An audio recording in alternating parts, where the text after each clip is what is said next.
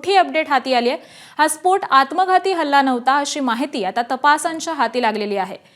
एनआयएने काल तपासाची सूत्र ही हाती घेतल्यावरती या संदर्भातील प्रत्येक पैलूचा विस्तृत शोध घ्यायला सुरुवात केली आहे। यामध्ये एनआयएला आत्मघाती हल्ल्याची कोणतीही शक्यता ही आढळलेली नाही।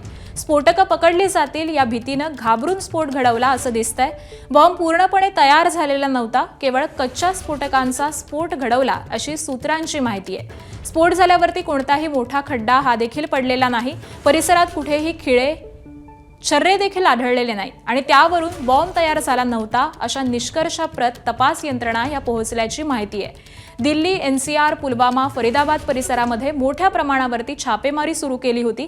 9 आणि 10 नोव्हेंबरला दिल्लीलगत हरियाणातील फरीदाबादमध्ये छापेमारीत 300 किलो स्फोटकं, डिटोनेटर, टायमर आणि बॉम्ब बनवण्याची सामग्री ही छाप्यामध्ये जप्त केली होती आणि त्यामुळे दबाव वाढला आणि त्यामुळेच घाबरून स्फोट घडवल्याची माहिती आहे।